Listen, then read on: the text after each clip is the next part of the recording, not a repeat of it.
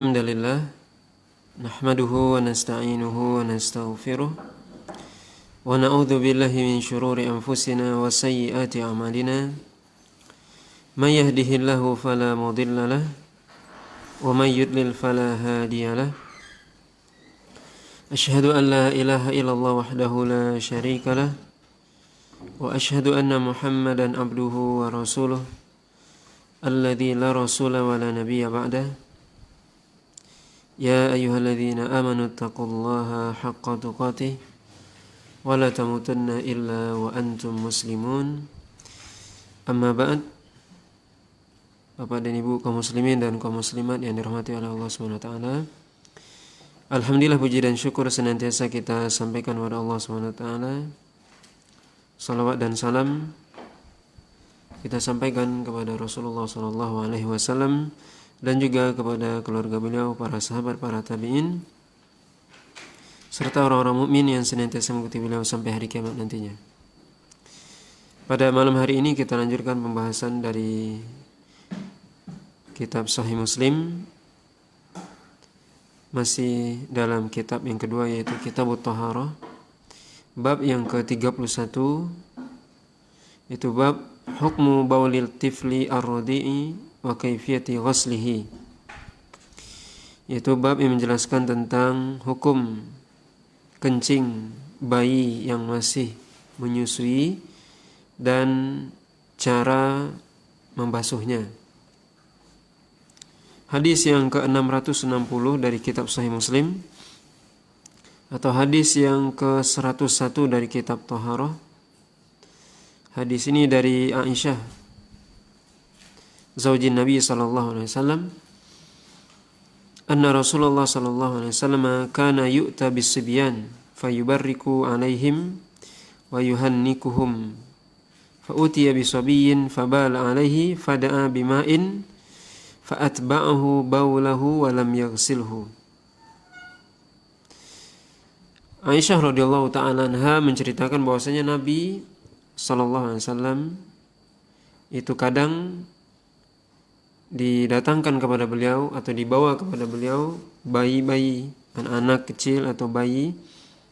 Kemudian Nabi SAW mendoakan keberkahan kepada mereka, dan juga kadang Nabi mentahnik mereka, yaitu mengusapkan kurma yang sudah dikunyah ke langit-langit mereka.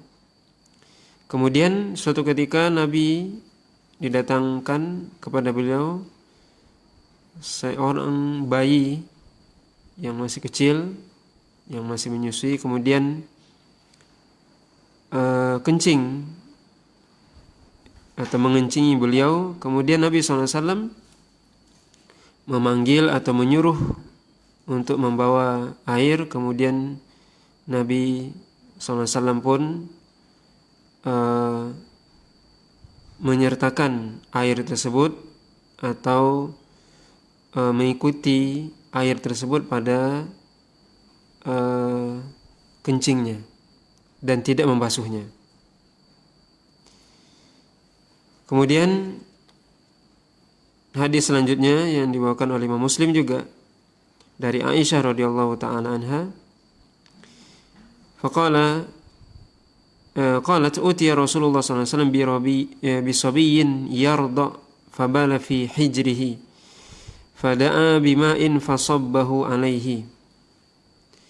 Nabi sallallahu alaihi wasallam didatangkan kepada beliau bayi yang masih menyusui. Kemudian bayi tersebut kencing di pangkuan beliau. Kemudian Nabi memanggil atau menyuruh untuk membawakan air, kemudian dituangkan kepada tempat kencing tersebut. Hadis selanjutnya dari Ummu Qais binti Mihsan radhiyallahu ta'ala anha atat Rasulullah sallallahu alaihi wasallam bibnin laha lam ya'kul at-ta'am fawada'athu fi hijrihi fabala qala falam yazid ala an nadahaha bil ma. Dari Ummi Qais binti Mihsan radhiyallahu ta'ala anha, beliau datang kepada Rasulullah SAW dengan anaknya beliau laki-laki yang belum makan apa-apa. Kemudian beliau meletakkan bayi tersebut di pangkuan Nabi SAW. Kemudian bayi tersebut kencing ya, di pangkuan Nabi. Kemudian Nabi tidak melebihi kecuali hanya sekedar memercikkan air pada tempat yang dikencingi tersebut. Kemudian hadis selanjutnya, hadis yang terakhir dalam bab ini, juga dari Ummu Qais binti Mihsan, wa kanat minal muhajiratil uwal allati bay'na Rasulullah SAW, wa hiya ukhtu Mukasha ibni Mihsan, ahadu bani Asad ibni Khuzaimah. Qala akhbaratni anha atat Rasulullah SAW bibnin laha lam yablugh ayyakula ta'am. Qala Ubaidillah akhbaratni anna ibnaha dhaka bala fi hijri Rasulillah sallallahu alaihi wasallam fada'a Rasulullah sallallahu alaihi wasallam bima'in fanadahahu ala thawbihi wa lam yaghsilhu ghaslan. Hadis ini dari Muqais binti Mihsan, bahwasanya beliau ini termasuk di antara muhajirat, yaitu wanita yang hijrah bersama Nabi sallallahu alaihi wasallam di generasi pertama, dan juga yang membaiat Nabi SAW. Beliau adalah saudarinya Muqasyah, ya, Muqasyah bin Mihsan, yaitu sahabat yang didoakan oleh Nabi masuk surga tanpa hisab. Salah seorang dari Bani Asad. Beliau mengatakan, dia, yaitu Ummu Qais, menceritakan kepadaku bahwasanya dia datang kepada Nabi SAW membawa anaknya yang belum makan apa-apa. Kemudian anak itu qala Ubaidullah, ya, perawi hadis mengatakan Ubaidullah menceritakan bahwasanya dia memberitahukan kepadaku bahwasanya anaknya tersebut kencing di pangkuan Nabi SAW. Kemudian ya Rasul memanggil atau meminta air, kemudian memercikkan air tersebut ke baju beliau dan tidak membasuhnya. Bapak dan Ibu kaum muslimin dan kaum muslimat yang dirahmati oleh Allah SWT, maka ini hadis yang menjelaskan tentang hukum kencing, ya, bayi yang masih menyusui. Di sini bisa kita dengarkan tadi bagaimana Rasulullah SAW dalam beberapa riwayat, dari riwayat Aisyah, dari riwayat Ummu Qais, ya, itu Nabi SAW ketika dikencingi oleh bayi yang masih kecil, disebutkan dalam riwayat, yaitu tidak makan atau belum makan apa-apa, ya, yardo, yang masih menyusui, maka Nabi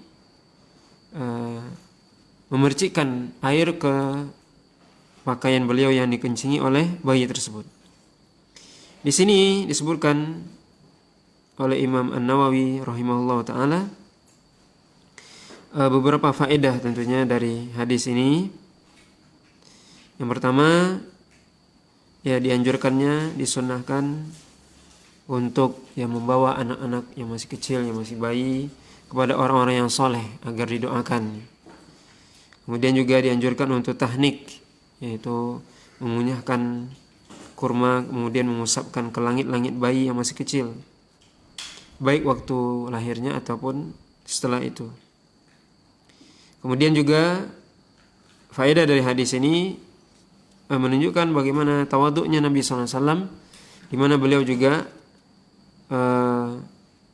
bermain dengan anak yang masih kecil, yang masih bayi, yang datang kepada beliau dengan orang tuanya atau ibunya. Kemudian faedah dari hadis ini juga yang berkaitan dengan judul bab ini adalah tentang hukum tentang kencing bayi yang masih menyusui dan belum makan apa-apa. Nah, ini perlu dipahami bahwasanya bayi tersebut belum makan apa-apa dan masih menyusui, ya, belum disapih. Di sini Imam Nawawi menyebutkan bahwasanya sepakat para ulama bahwasanya kencingnya itu adalah najis. Ya, kencingnya adalah najis, sepakat para ulama, dan bahkan dikatakan ijma. Ya. Tetapi yang menjadi perselisihan adalah cara membersihkannya. Ya, cara membersihkannya. Maka tadi disebutkan ya dengan memercikkan air kepada pakaian atau tempat yang dikenai najis atau kencing dari bayi tersebut. Dan juga di sini disebutkan oleh Imam Nawawi rahimahullah taala bahwasanya ada 3 pendapat para ulama tentang hal ini, tentang bayi yang laki-laki ataupun yang perempuan. Di sini sebagian ulama membedakan, sebagian tidak. Mazhab Syafi'i itu membedakan bahwasanya kencing bayi laki-laki itu cukup dengan memercikkan air pada pakaian yang dikenai oleh kencing tersebut. Ya, ini bayi laki-laki. Sedangkan bayi perempuan itu tidak, yaitu dibasuh seperti biasa. Pendapat yang kedua mengatakan bahwasanya dua-duanya itu tidak dibedakan, tapi percikkan, ya, kedua-duanya, maksudnya bayi laki-laki ataupun perempuan. Pendapat yang ketiga mengatakan sebaliknya, yaitu tidak cukup dengan dipercikkan saja tapi dibasuh. Ya. Wallahu alam, ya, pendapat yang lebih kuat di sini adalah pendapat yang pertama, dan ini pendapat ya mayoritas para ulama, terutama di sini adalah mazhab Syafi'i, bahwasanya kencing bayi laki-laki yang belum makan apa-apa dan masih menyusui dengan ibunya, maka itu cukup dipercikan atau nadhah, ya. Nanti akan kita sebutkan bagaimana nadhah, ya. Di sini disebutkan perkataan Imam Al-Khattabi dan yang lainnya bahwasanya dibolehkannya untuk nadhah di sini. Ini berdasarkan hadis Nabi, dan juga hikmahnya wallahu alam ini li ajli takhfif, yaitu untuk meringankan untuk mensucikan atau membersihkan najis yang berasal dari bayi laki-laki tersebut, ya. Maka dalam lafaz hadis pun kalau kita perhatikan itu yang disebutkan adalah sobi, ya. Sobi itu artinya ya bayi laki-laki. Maka di sini wallahu alam pendapat yang lebih kuat adalah ya dibedakan antara bayi laki-laki dengan perempuan, dan itu sekali lagi bukan berarti kencingnya tidak najis, tapi najis, ya. Tapi di sini tujuannya karena untuk memudahkan, ya, seorang yang dikenai najis oleh bayi laki-laki.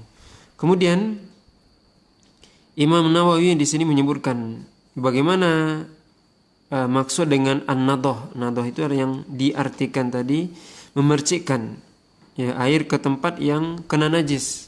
Bagaimana maksudnya? Bagaimana caranya? Di sini disebutkan oleh Imam Nawawi sendiri berbeda pendapat ulama Syafi'iyah, ya, dalam masalah ini. Sebagian mengatakan, ya, pendapat Imam Juwaini dan yang lainnya, Al-Baghawi, bahwasanya yang dimaksud dengan nadhah itu adalah ya memberikan air ke tempat yang kena najis tersebut dengan air yang banyak, tetapi banyaknya itu tidak sampai banyak yang kalau kita peras misalnya baju kita itu keluar airnya. Nah, kalau kita peras berarti itu banyak.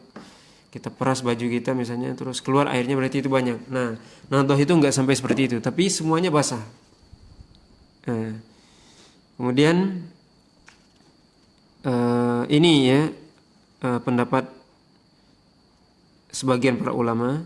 Sebagian yang lain mengatakan Imam Haramain dan juga yang lainnya mengatakan bahwasanya an-nadhah itu adalah memberikan air yang banyak kepada tempat yang kena najis tadi, ya tidak sampai airnya mengalir, ya mengalir banyak, ya sampai mengalir dengan aliran yang banyak, maka itu yang dikatakan dengan nadhah. Ya, maka wallahu alam dalam hal ini ya bisa kita simpulkan bahwasanya makna nadhah itu adalah ya kita membersihkan tempat yang kena najis tadi, misalnya pakaian itu dengan menyiraminya, tetapi tidak ya semuanya basah, tapi tidak sampai airnya itu ya, atau pakaian itu misalnya kalau kita peras misalnya itu sampai keluar airnya. Nah, itu tidak. Kalau sampai diperas itu namanya membasuh. Tapi di sini an-nadhah itu adalah dengan memberikan atau mengalirkan air ke seluruh tempat yang kena najis tadi, tapi tidak sampai banyak. Ya. Ini yang dimaksud dengan an-nadhah atau memercikkan yang biasa kita dengar ya arti dari an-nadhah tersebut. Ya. Wallahu ta'ala alam. Kemudian bab selanjutnya ya bab yang ke-32 hukmul mani, yaitu hukum mani. Di sini hadis yang disebutkan oleh Imam Muslim, hadis yang ke-666 dari kitab Sahih Muslim, atau hadis yang ke-105 dari kitab At-Taharah, dari Alqamah wal Aswad anna rajulan nazala bi Aisyah fa asbaha yaghsilu thawbahu faqalat Aisyah innama kana yujzi'uka in ra'aitahu an taghsila makanahu fa illam tara nadahta hawlahu walaqad ra'aituni afrukuhu min thawbi Rasulillah sallallahu alaihi wasallam farkan fayusalli fihi. Hadis ini dari Alqamah dari Aswad, beliau mengatakan bahwasanya ada seorang laki-laki yang datang kepada Aisyah, kemudian pada waktu paginya ya, dia mandi, dia membasuh bajunya. Kemudian Aisyah bertanya atau berkata, sungguh cukup bagimu ya kalau kamu melihatnya untuk membasuh tempat yang kena ya. Dan kalau kamu tidak melihatnya, maka Anda percikan saja di sekitarnya. Sungguh aku dulu afurku, kata Aisyah, kuntu afrukuhu min thawbi Rasulillah SAW farkan. Yaitu dulu aku itu mengorek ya, afruku itu artinya mengorek sesuatu yang misalnya sudah kering kemudian dikorek ya, atau dikerik ya, dari baju Rasulullah SAW. Kemudian Nabi sholat ya menggunakan baju tersebut. Kemudian riwayat selanjutnya juga dari Aisyah ya, di mana beliau mengatakan kuntu afrukuhu min thawbi Rasulillah ya, aku mengorek atau mengerik ya dari baju Rasulullah SAW yang sudah kering ya. Kemudian juga riwayat selanjutnya ya yang dibawakan oleh Imam Muslim di sini, beberapa riwayat semuanya dari Aisyah ya radhiyallahu taala anha. Dari hadis ini ya, dari hadis-hadis ini ya, disebutkan oleh Imam Nawawi bahwasanya ulama berbeda pendapat ya tentang hukum mani ya, hukum mani apakah dia najis atau tidak. Di sini disebutkan perbedaan pendapat para ulama. Mazhab Syafi'i dan juga mazhab Imam Ahmad dalam riwayat yang sahih dari beliau bahwasanya mani itu hukumnya tahir, yaitu hukumnya suci atau bersih. Sedangkan mazhab Abu Hanifah dan mazhab Imam Malik mengatakan bahwasanya mani itu hukumnya najis ya. Nah, maka di sini ada perbedaan pendapat para ulama. Wallahu alam ya, yang lebih kuat adalah yang mengatakan bahwasanya mani itu hukumnya adalah suci, ya, bukan najis. Dalilnya adalah hadis Aisyah tadi yang mengatakan bahwasanya Aisyah mengatakan aku mengkerik, ya, bekas dari mani Rasul yang ada di bajunya. Kalau seandainya itu najis, maka tentunya Nabi tidak akan sholat memakai pakaian itu. Maka ini dalilnya bagi orang yang mengatakan bahwasanya mani itu adalah suatu yang suci. Kemudian ulama yang mengatakan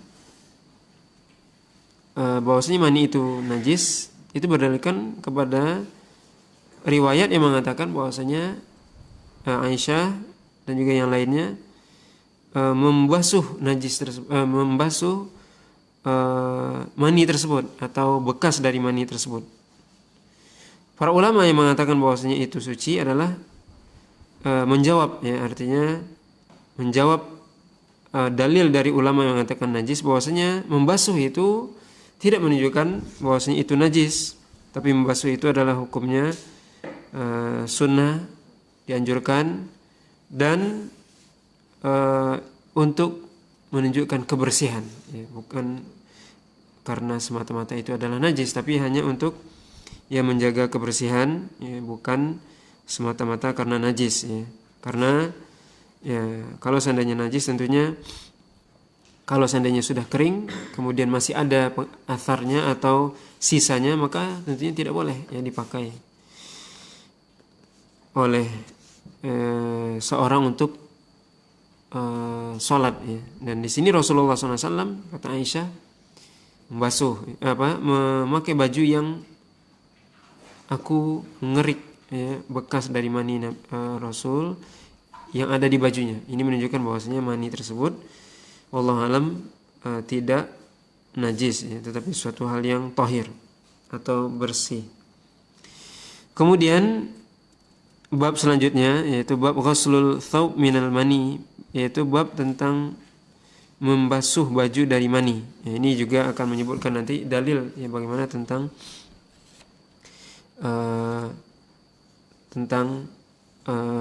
anjuran untuk membasuh mani, tetapi ya tidak mesti yang dibasuh itu selalu dikatakan najis, ya. Di sini disebutkan riwayat dari Amr ibnu Maimun qala sa'altu Sulaiman ibn Yasar anil mani yusibu thabar rajul ayaghsiluhu am yaghsil ath-thawba.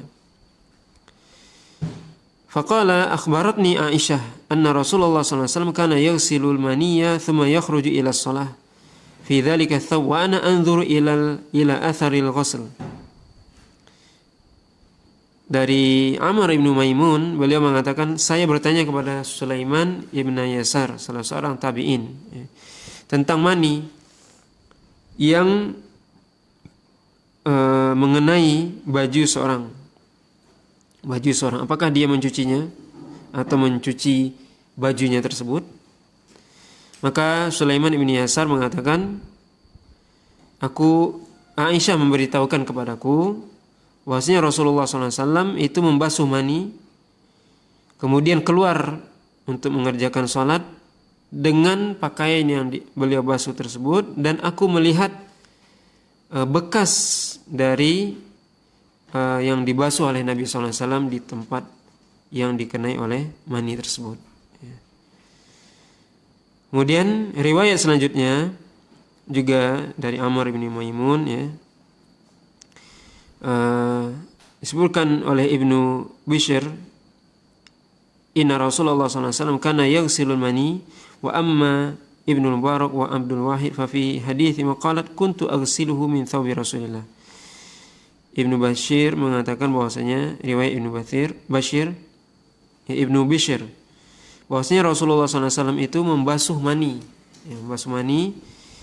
Dan riwayat yang lainnya mengatakan, yaitu riwayat Aisyah dari Ibnu Mubarak dan Abdul Wahid, yaitu riwayat dari Aisyah, beliau mengatakan aku membasuhnya, yaitu membasuh mani tersebut dari baju Rasulullah SAW. Kemudian riwayat selanjutnya, riwayat terakhir dari bab ini, yaitu dari Abdullah bin Syihab al-Khawlani qala kuntu nazilan ala Aisyah fahtalamtu fi thawbi atau fi thawbayya fa khamastuhuma fil ma fara'atni jariyatun li Aisyah fa akhbaratha fa ba'athat ilayya Aisyah fa qalat ma hamalaka ala ma sana'ta bi thawbayka qala qultu ra'aytu ma yara an-na'im fi manamihi qalat hal ra'aita fihima syai'an qultu la qalat falau ra'aita syai'an ghasaltahu wa laqad ra'aituni wa inni la ahukkuhu min thawbi Rasulillah sallallahu alaihi wasallam yabisan bi dhufri. Dari Abdullah bin Syihab al-Khawlani, beliau mengatakan aku singgah di rumah Aisyah ya. Kemudian aku bermimpi di bajuku, kemudian bermimpi kemudian mengenai dua bajuku. Kemudian aku rendam kedua baju tersebut ke dalam air. Kemudian seorang pembantu atau budak dari Aisyah melihat aku.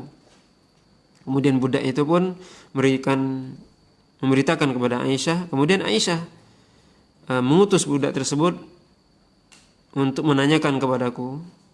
Ya, dia menanyakan, apa yang membuat Anda melakukan ini dengan kedua baju Anda? Aku mengatakan, sungguh aku melihat sesuatu yang dilihat orang yang tidur di dalam tidurnya. Kemudian beliau mengatakan, apakah kamu melihat sesuatu pada baju itu?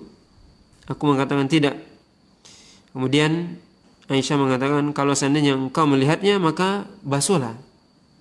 Sungguh aku dulu yaitu mengerik